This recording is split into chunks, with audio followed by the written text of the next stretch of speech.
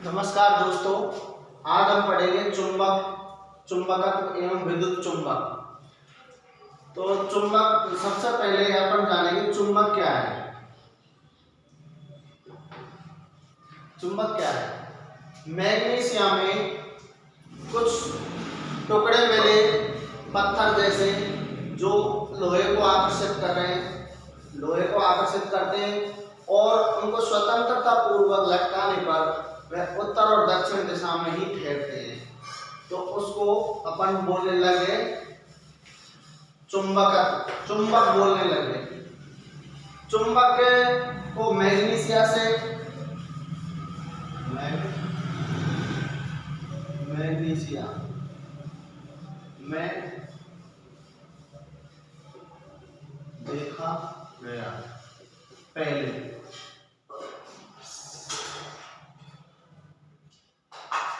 पहले मैग्नीशियम में देखा गया, जिसमें क्या है उनमें किसी लोहे की चीज को आकर्षित करने की क्षमता थी और बहुत ही कम थी और उनको स्वतंत्रता पूर्वक लटकाने पर उत्तर दक्षिण दिशा में ठहरते थे।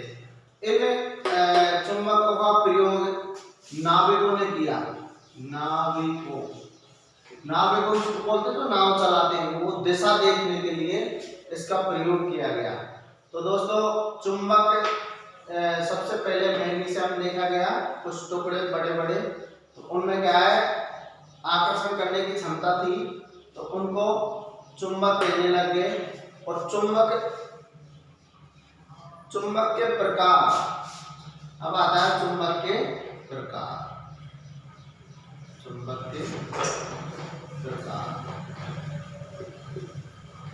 पहला होता है प्राकृतिक चुंबक।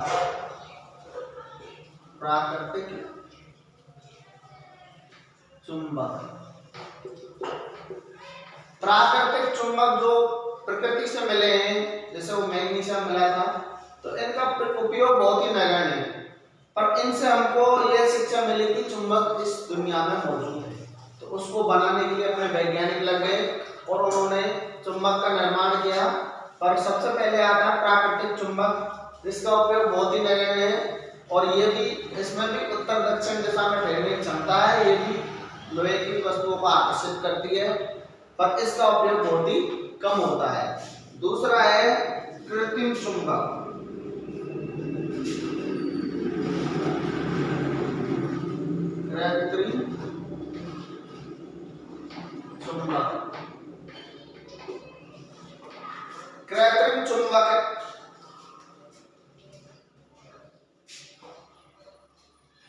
कृत्रिम चुंबक का उपयोग हम दैनिक जीवन में करते हैं और ये कार्बन स्टील, जिसको पोलाद बोलते हैं, उससे बनाया जाता है और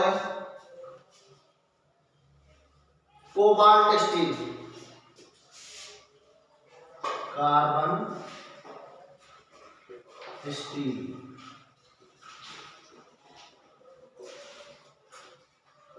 पोलाद बोलते हैं इसको, और इनका उपयोग अपने दैनिक जीवन में करते हैं।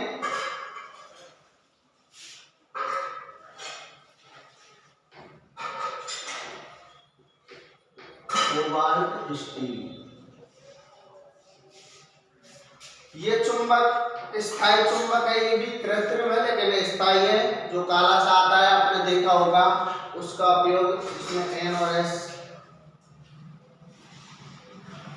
गुण विद्यमान है और इसका उपयोग हम दैनिक जीवन में करते हैं। जैसे स्पीकर है, रेडियो टेलीविजन में जो स्पीकर लगते हैं उसमें करते हैं, छोटे छोटे बहुत से फायदे इनके, डायनामा है उसमें उपयोग करते हैं। तो ये कृत्रिम चुंबक है, इसको अपने वैज्ञानिकों ने बनाया। तो दोस्तों, चुंबक समझ गए, चुंबक के प्रकार, कृत्रिम चुंबक है और दूसरा प्राकृतिक चुंबक है। और चुंबक मैग्नीशियम में सबसे पहले देखा गया। उसके बाद आता है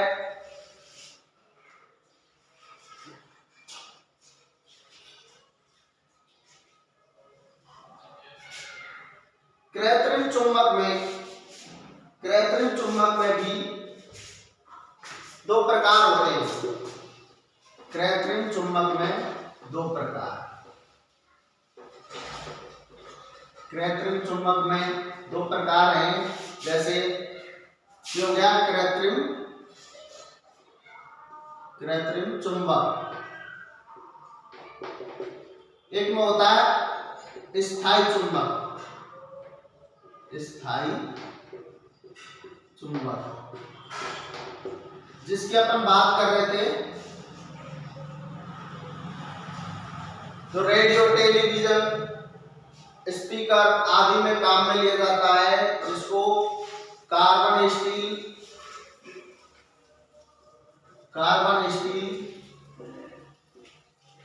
से बनाया जाता है। इनका उपयोग दैनिक जीवन में करते हैं और ये बहुत ही कम छोटे उपकरणों में उपयोग किया जाता है, स्थायी चुंबक। दूसरा होता है अस्थायी चुंबक। अस्थायी चुंबक का उपयोग हम बहुत से कल कारखानों में, मोटर वाइंडिंग जो भी है, छोटे मोटे सामान में उपयोग करते हैं। जैसे ये छड़ है, ये लोहे की छड़ है, इसके ऊपर कॉइल लगा दी, इस पर सप्लाई दे दी डीसी, तो इसमें जब विद्युत धारा प्रवाहित होगी, तो इसमें चुंबकीय क्षेत्र बनेगा। ये चुंबकीय क्षेत्र इस लोहे के छड़ को काटेगा तो इसमें चुंबकत्व का गुण उत्पन्न हो जाएगा, जिसका उपयोग हम चुंबक के रूप में करते हैं। और ये अस्थायी नाम इसलिए रखा गया है कि इसमें जब तक विद्युत धारा प्रवाहित रहेगी तब तक इसमें चुंबक का गुण विद्यमान रहेगा इस छड़ में।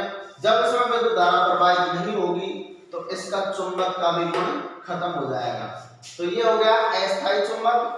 और स्थायी चुंबक आपने देखा होगा, काले काले जाते हैं, जिसको तोड़ने पर वो दोनों एक दूसरे को आकर्षित करते हैं। ऐसे का स्पीकर है, कई उपयोग में लिया जाता है।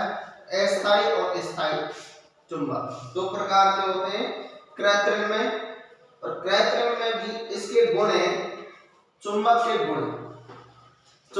गुण हैं। क्या क्या गुण होते हैं दोस्तों चुंबक में, देखते हैं। चुंबक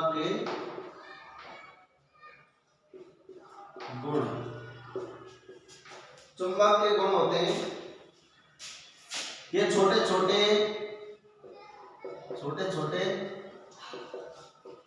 टुकड़ों को आकर्षित करता है,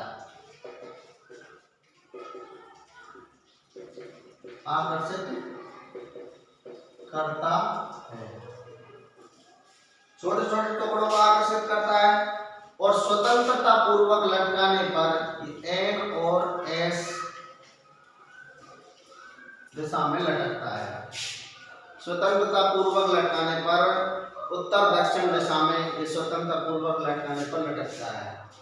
तीसरा है ठोकने पीटने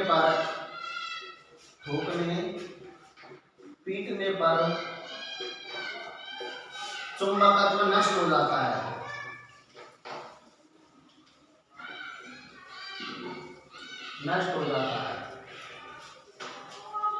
ठोकने पीटने पर इसका चुंबकत्व नष्ट हो जाता है। तो ये चुंबक के गुण होते हैं। छोटे छोटे टुकड़ों को आकर्षित करता है, लोहे के टुकड़ों को आकर्षित करता है, स्वतंत्रता पूर्वक लटकाने पर एनो से दिशा में लटकता है, उत्तर दक्षिण में इसको दिशा ज्ञात करने के लिए भी उपयोग किया जाता है। और ठोकने पीटने पर इसका चुंबकत्व का गुण नष्ट हो जाता है। तो दोस्तों इसके बाद आता है चुंबक का अनुरक्षण, कि चुंबक का अनुरक्षण कैसे किया जाए। चुंबक का अनुरक्षण, चुंबक का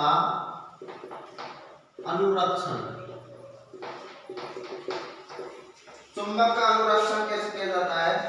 एक तो इसको कठोर फर्श पर ना गिरने दे, इसको जैसे फर्श पर गिर जाए टूट जाएगा, इसलिए उसको ना गिरने दे। दूसरा, इसको गर्म ना करें। तीसरा, हथौड़े से ना तोड़ें, हथौड़े से ना ठोके। चौथा है यू आकार की छड़ से इनको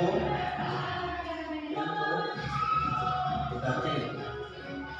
यू आकार की छड़ के गोलाकार ऐसी, जैसे ये चुंबक है,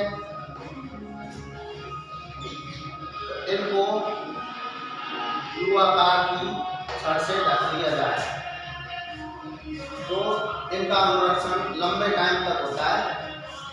इस प्रकार चुंबक का अनुरक्षण किया जा सकता है। अब इसी चीज पे आता है कीपर।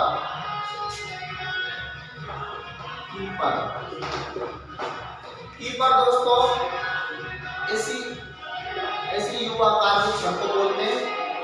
यह चुंबकीय रेखाओं का मार्ग पूर्ण करती है।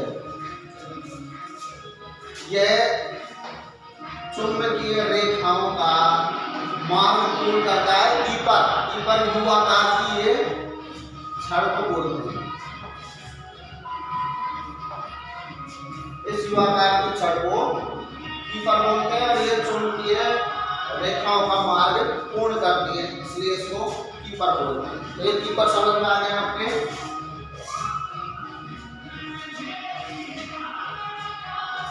अब आता है चुंबकीय क्षेत्र।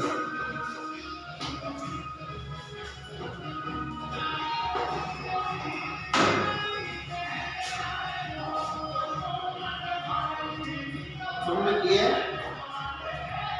क्षेत्र जैसे ये छड़ है, इसमें ये चुंबकीय बल रेखाएं, अब ये चुंबकीय बल रेखाएं ऐसे अपना चुंबकीय क्षेत्र बनाती है चुंबक के चारों।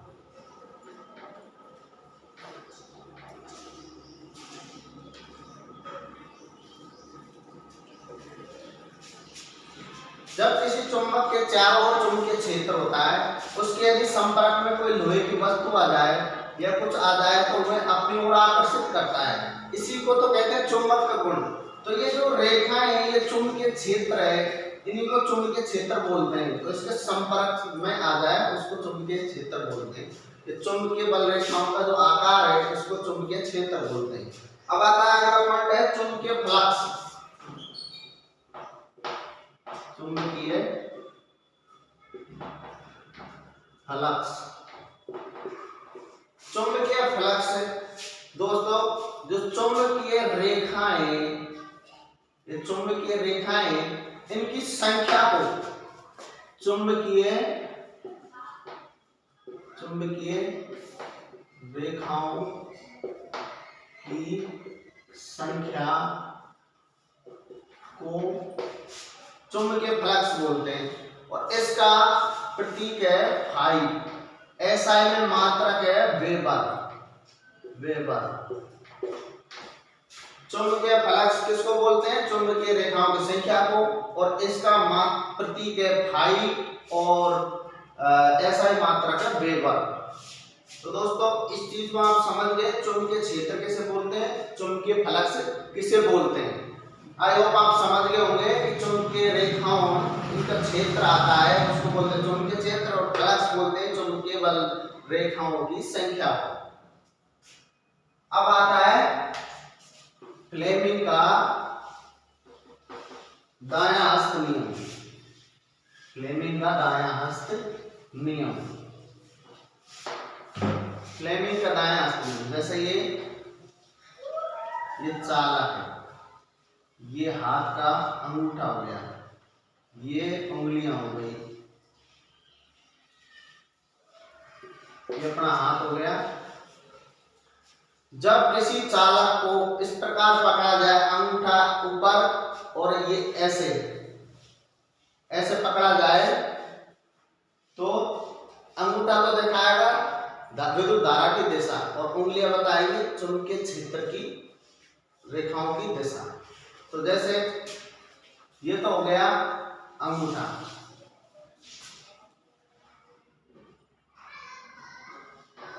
फ्लेमिंग का दायां हस्त नियम।